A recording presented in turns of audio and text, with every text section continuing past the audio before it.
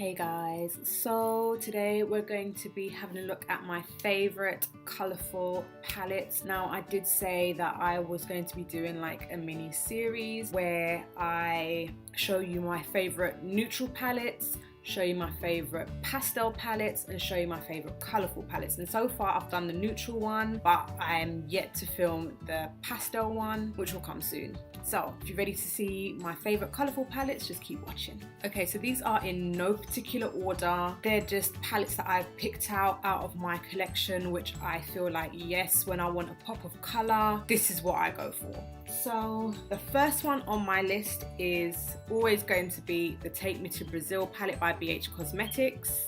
They have another one called Take Me Back to Brazil, but this is the original Take Me to Brazil palette. I haven't purchased the Take Me Back to Brazil, but it's pretty much, in my opinion, around the same kind of thing. I'll put a picture up in the corner somewhere of the Take Me Back to Brazil, and let me know whether or not you guys think it's even worth me getting it. I mean, I don't feel like it's worth buying it when I have this one, because there's a wide range of colors and also a black and white at the bottom as well. Now, this palette has a majority of mattes up here at the top, and all of these here at the bottom are shimmers, but there are a couple of shimmers dotted around the top, but the majority of them are, oh, that's a little bit of hard pan there, I need to get that off, but the majority of them are mattes. This white here, I feel like this is more of a highlight because this is a shimmer, and this black is a matte black. So this would never be my kind of highlight, but it will be someone's highlight. Like, I could use this as, you know, if I wanted to do like a white shimmery thing all over my lid, I can use that for that, but aside from that, I couldn't really use it. But I'm going to do a couple of swatches so that you can have a look and see what the pigmentation is like. To be honest with you, this is more of a hit or miss kind of palette. Some of the shades, they are just phenomenal, and then some of the shades need a little bit more work, so you may need to use like a base, like a white base or a colored base. So for example, if you were using this and it wasn't a good shade, maybe using a yellow base would help to bring out that yellow, but on its own it may not work as well. But I'm going to do a few swatches just so you can see what the pigmentation is like. This here is a swatch of some of the shades in the palette, and as you can see, some of them are quite good and some of them do need a bit of work. Some of them do need a little bit of work, but I think that this is a great colourful palette for a beginner who wants to get into working with colour. They can easily be built up on the lids, and this was like the kind of palette that I was starting with and I wanted to experiment with colour. Okay, next are two Juvia's palettes. Like, how could I ever miss any Juvia's palettes? Like, that's just blasphemy if you're talking about colourful palettes to not include any of the Juvia's palettes. But my favourites are definitely the Mini Masquerade and the Magic.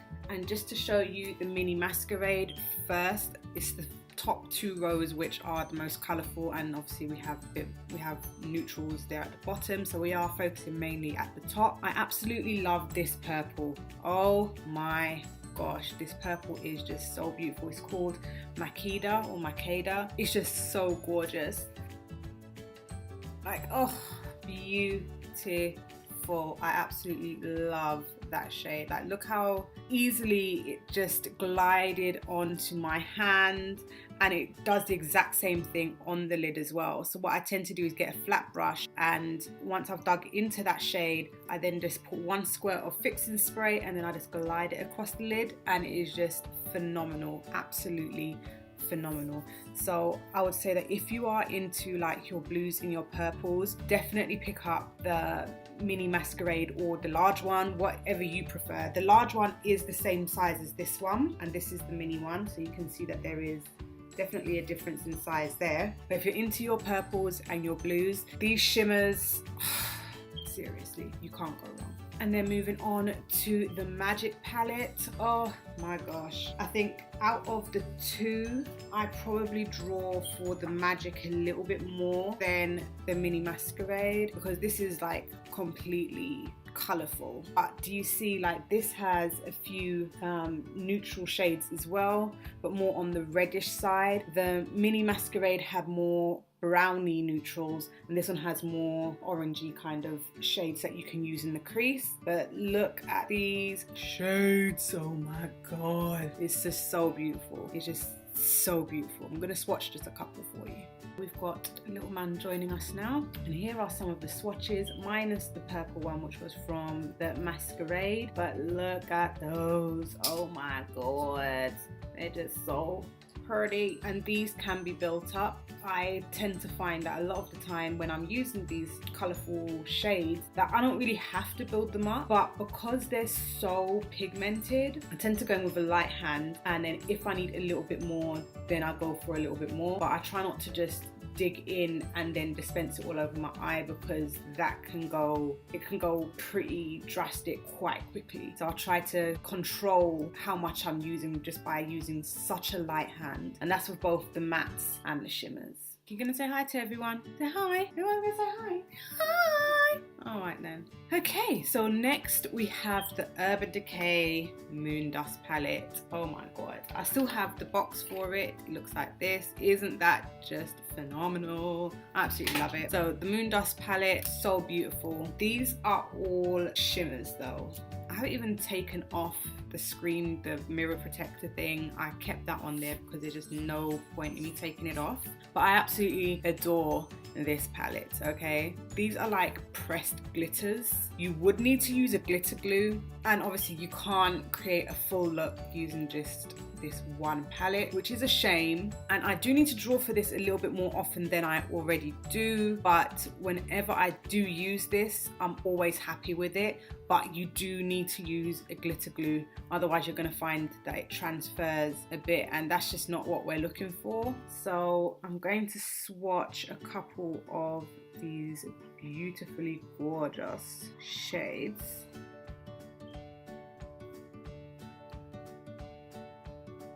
See, these are just so pretty. They're just so beautiful. But you can see that that is glitter. That's not a shimmer, that's glitter. That will transfer, because formula for these, it is a little bit more on the dry side, and I believe it's because it is a glitter. So you need something for it to adhere to, otherwise it's just gonna go away, and then you're just gonna have the raw pigment on the lid, no shimmer. So that's just something that you should keep in mind. I'm not too sure if this was limited edition, but I still have seen it about, so that is one of the reasons why I'm mentioning it. So try Debenhams, because this is where I got my one. Was it Debenhams I got it from, or was it John Lewis? One of the two. I got it from one of those department stores, and it is still about because I have seen it, but I can't remember if this was supposed to be limited edition or not, but it's still about. But another colourful one that I have to mention is the Too Faced Totally Cute. This I do believe was limited edition. I'm not too sure if you can still get this, but it is definitely one that I draw to. And you know what? If you go to places like TK Maxx, I think in the States they call it TJ Maxx, but they're actually the same company. But if you go to places like TK Maxx, they have palettes and stuff from big brands like Too Faced there, but it's like the ones that they didn't sell, or they may have like slight damage to it, so they couldn't sell it as part of their main batch, stuff like that. But anyway, so the Totally Cute palette, I absolutely adore. It's mainly these four colours down here at the bottom, like this Storm Cloud, my god. Oh. It's just so beautiful. It's like that dark green with that brown, that brown shift. It's just so pretty. Oh. That is so gorgeous as well. They're just pretty, and I find that that's 3 swatches, and I find that these 2 neutral colors up here, they're really good for going in the crease. They're just so beautiful, and they're quite pigmented as well. They're a bit on the dry side, but they do what it's supposed to do. Like, you can create a full look with this palette. And I know you might be looking at it like, this is just overly cute, it's just overly, but it is a beautiful palette. Like, I always create gorgeous looks with it. And I do really like these highlighters here at the side. I only ever really tend to use this middle one because the rest are just way too light. But even still, this highlighter isn't the one that I always draw for. And even if I use this palette, I'm not always necessarily going to use this highlight here in the middle. But this is a gorgeous pop of colour if I ever need it. Look at his face. Look at your face. Yeah, love you. Not a sweetheart. Okay, and the last one is the I Heart Makeup Mint Chocolate Palette. This one was made to look like ABH was it Subculture? I think it's a Subculture palette. That's what this is supposed to be looking like. Now this again is one of those palettes which is a hit and miss. Some of the shades are really good, some of the shades aren't so good. It is what it is. But these pops, like this one, that red, this yellow, this green, it can be built up. So even if you put on, like this look was created with this palette, but as you've seen, I'm just doing like something really quick, really simple. It wasn't to, I'm not going nowhere, I just wanted to come on here and do this video. But I could have made this even more intense if I really wanted to make it even more intense. But I just decided to go in with a light hand. When I first reviewed this palette, the swatches were very hit and miss. And that is something that I'm just not down with. I like to have consistency throughout a palette, like I'm sure anybody would, but I guess swatches aren't always the best indication of how it's going to perform on the eye. And I have worked with it a few times and I really do like the payoff. As I said, these pops of colour, they're a little bit more downplayed, they're a little bit more muted. These are more earthy kind of pops of colour rather than something like the Juvia's palette where it's just like in your face, like bright colours. That's not what this one is, but it still provides pops of colour throughout the palette. And if you were to use some of these pops together, you are going to have something which is a little bit more eye-catching. So I'm going to do a few swatches of this so you can have a look at what the colours look like. Here are a few of the swatches for the pops of colour. As you can see here, this one really needs to be kind of finessed a little bit. You really need to build it up in order for it to pay off. But here are those pops of colour and they are quite gorgeous. But I'm sure you can see what I meant by hit and miss. So those are all of my favourite colourful palettes that I wanted to show you. Next I will be recording all of my favourite pastel palettes, which are my faves, and yeah, so just keep your eyes peeled for that one, okay? I will put up the video for the neutrals. I'll put it in the card somewhere so you can check that one out, and I will see you in the next video. Bye. You gonna say bye? He ain't gonna say bye. Bye.